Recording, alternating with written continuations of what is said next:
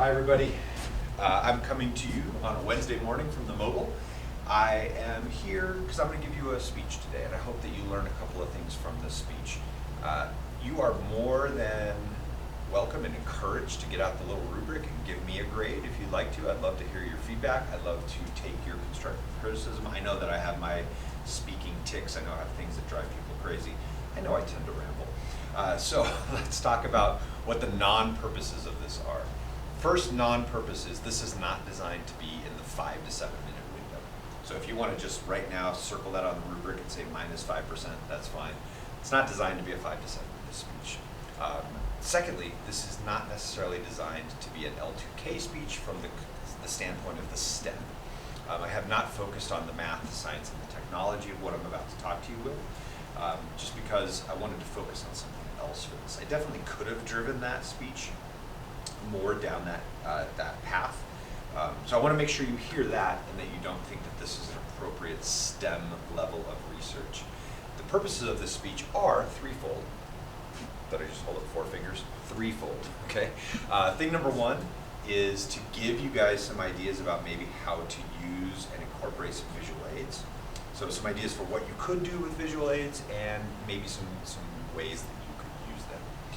Maybe it'll spark an idea in your brain. Secondly, to talk about structure. We talked about this in class on the feedback day, that structure was pretty much lacking out there for the 3 to 5 minute speeches. Thought the speeches were great, but they were a little bit just like, it's just one piece of content.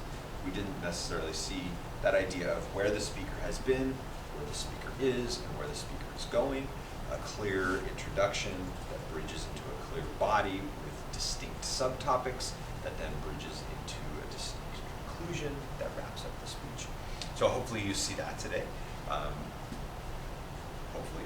And then third, just some of the ideas of, I'm going to do this without note cards. I'm going to try to make really good contact with my fake audience out here. And, you know, again, body movement. I'm going to move around the room a little bit, so sometimes I'm going to get out of camera angle. And so when I'm doing that, just imagine me circulating around the room. So, are you ready to do this? I think I'm ready to do this. One take. All right, here we go. Speech starts now. Good morning, everybody. I was wondering, what do you think of when you hear the word Sunday? Yeah, it's obvious, right? It's the day of the week. And so I think if you asked 100 people, 99 of them would say the day of the week when you ask them what they think of when they think of the word Sunday. What else? Is there another Sunday that sparks some sort of thought? Yeah, an ice cream sundae. And so I was thinking about this one day, and I was wondering, is there a relationship between those two things? Or is this just like an English language sort of accidental homonym sort of thing? And I did some research. It's really kind of historically unclear. There's lots of places around the country that claim to be the inventors of the ice cream sundae, but it apparently does stem from something called a blue law. And so if you're not aware of what a blue law is laws that many states and municipalities actually still exist, still have on the books, that are religious exemptions from being able to do certain sorts of buying and selling and commerce on the day of the week Sunday because of religious prohibitions. And so Colorado, for example, had blue laws. You couldn't buy a car on Sunday, you couldn't buy alcohol on Sundays just until very, very recently. And so it also applied to ice cream sundaes, apparently. Back in 17, 1800s, you know, it was hard to make ice cream because you didn't have refrigerator technology, but we could do it if we had enough ice. And so there were certain places who specialized in ice cream sodas. And those were outlawed in certain municipalities, certain cities, because of this exemption or this prohibition for selling certain things on Sunday, that an ice cream was somehow defiant to the eyes of God. And so certain proprietors wanting to get an extra day of business started figuring out ways to get around this. And so instead of mixing their ice cream with soda, they started putting different toppings on it, and they called it an ice cream sundae. Again, this is not necessarily historical fact. There is some contested origins of the word, but it's pretty clear that it has something to do with this. And then the spelling got changed in order to stay respectful and honorable of the day Sunday, and they changed it to S-U-N-D-A-E. So kind of interesting to me that those words are actually potentially and probably related. So I'm going to talk to you today about three big aspects of an ice cream sundae. I'm a father, and I've scooped literally thousands of bowls of ice cream in my life for all kinds of different events. And I'm going to talk about, number one, when do we get to actually do that Sunday thing, right? When do we have Sundays? What sorts of aspects of our lives do those show up in? Secondly, we're going to talk about the ice cream scooping technology and the different ways that we can actually get that ice cream out of the container and into the delivery device of the bowl. And then thirdly, what do we envision when we think in our head of an ice cream sundae? What are the different toppings? What are the different constructs that can create this ice cream sundae? And so, again, as I think about that first one, I'm wondering, where do you guys encounter ice cream sundaes? Yes? Yeah, celebration, right? I think that's probably the number one connotation out there, is that we are using ice cream sundaes as a way to celebrate. For me, growing up, it was like maybe that rare occasion where I actually had a good soccer game. I would get rewarded for that. Maybe it was that less rare occasion where I got good grades on a report card. Maybe it was just because a hot day, right? Maybe it was my birthday. So there's all of these fun events. It's just got a really positive connotation. And I think people generally like the idea of ice cream sundaes. We even now, those of us who are lactose intolerant, can participate with all of the different sorts of ice cream that are out there that may not be dairy related. And so, we have this event that's going to happen, right? Maybe it's my kid's birthday party, and I go to the freezer and I get the ice cream out of the freezer, and I open it up, and maybe it's just nice and easy and just easily scoopable, super creamy. Maybe it's been in the freezer a little bit too long because I forgot to buy new ice cream for the party. Maybe that's a true story. And it's hard as a rock, all right? And then we're talking about how do we get the ice cream out of that bowl? And so what might ice cream scoops look like? Well, you'll see, if you go out there and you just Google ice cream scoops, or if you go to the store, go to Bed Bath & Beyond and look for them, there's lots of different styles. I have three up here on the board for you. One is the Zerol scoop, and that is just a metal, aluminum actual scoop that's all metal. It's sort of, I think, what most people think of when they think of the classic ice cream scoop. We've got the Xylus ice cream scoop right here, which you can see is a little bit different design. It's got a plastic handle. It's got sort of a different bowl shape right here. And then we also have what's called an ice cream spade. So this one happens to be from KitchenAid, and that's an ice cream spade. Notice how it's a much flatter surface for scooping, and I think the idea there is that it's going to cut in through the ice cream a little better. We also have out there some new technology in the ice cream industry.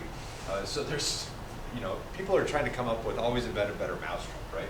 Here is one ice cream scoop that I came across, and it's called a Cuspiro, and it actually does this thing where it's a plunger, and you pull up on it, insert it into the ice cream, push down, and it sucks up a perfect little cylinder of ice cream, so you get nice stacks. I have not tried this. I have not, don't have any, personal knowledge of how well this works. I will say that something about the look of that ice cream cone kind of rubs me the wrong way.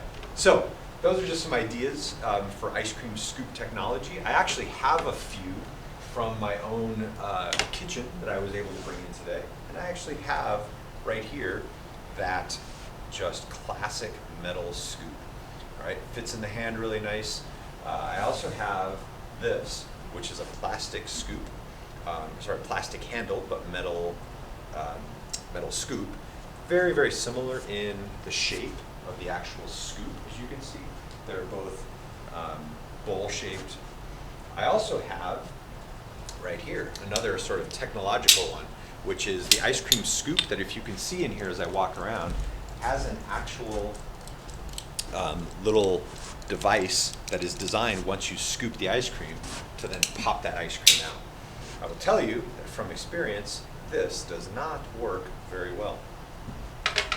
And I also have this scoop that is old, that has been in my drawer forever, that had a different theory for how to get the ice cream out of that scoop, and it was you close it, you scoop it, and then you let go, and it opens up and it's supposed to drop the ice cream out. I will tell you also that this does not work very well. So my personal preference for scooping ice cream has always been the old classic, right? And the thing about this is there's actually some science behind this. Since it's metal, the thought is when you grip it in your hand, that the heat of your hand is going to heat up the scooper up here and allow you to just be able to more easily cut through the frozen treat that you're trying to get out of the container. As I'm thinking about how I could improve it, we had the Cuspiro one up here. We've got these other little, technological advances for ice cream scoopage. Obviously, it's heating this thing up. That would be an idea for maybe a further development. And so I was thinking, is there some sort of heating element that we could put inside this ice cream scoop? Is it possible that we could just fill it with hot water? Obviously, we would need to be careful about making the scoop too hot because we don't want to melt the ice cream and have ice cream soup. We want to have some integrity to that frozen ice cream. My personal experience is that this works pretty well, but it still doesn't do that heating up thing that as well as it could. If I held this maybe for 10 minutes in my hand, it would heat up enough. So I tend to just go old school. And my idea, and my suggestion to you, when you guys start scooping a lot of ice cream in your lives, is to just stick this in a bowl of warm water for about 5 minutes prior to scooping. It tends to get it to just that right temperature where it's going to cut through that ice cream very nicely, and then, not melt it at the same time. So, as we are now talking about scooping ice cream, we're going to get out some ice cream here. And we are going to see what the consistency of this stuff is. All right, that looks like it might have been in my freezer for a little bit. We're going to talk about what sort of toppings might go on ice cream. What do you envision when you think of an ice cream sundae? For me, I have this vision in my head, but then I also have what I like. And so if I'm going to sit here and I'm going to create this ice cream sundae, I'm going to get my favorite scoop out right here, and I'm going to get a nice healthy scoop of ice cream in there. See how it came out so nicely? I'm then going to think about, all right, right now, this is just a bowl of ice cream. What makes it an ice cream sundae? Well, we've got all sorts of things. We could put whipped cream on here. We could put sort of the other classic, which might be chocolate sauce. So I'm going to put a little chocolate sauce on this thing this morning. I guess I'm having ice cream for breakfast this morning. Another idea, and another thing that I think pops into most people's heads, is the classic sprinkles, right? I don't like sprinkles. I'm not going to put sprinkles on my sundae today, but we could put all sorts of other things on here. What are some other things that you might see on a sundae other than sprinkles or syrup or whipped cream? Nuts. Nuts are a classic. What else? Fruit. Yeah. I mean, now with the whole frozen yogurt industry, toppings for ice cream go everywhere from gummy bears to hot sauce, anchovies, who knows, right? You can put pretty much anything on this. I think as soon as you put something on the ice cream, you've created a sundae. All right, so we've got our ice cream event that had to happen. Maybe it was a birthday party, maybe it was a celebration of good grades. We have our way of delivering the ice cream from the vessel to the eating unit. We have our different toppings that we're going to put on that ice cream, and that is going to be a delicious treat. Would somebody like to have my ice cream sundae that I just made? Oh, it's delicious. I think I will eat this ice cream right now. All right.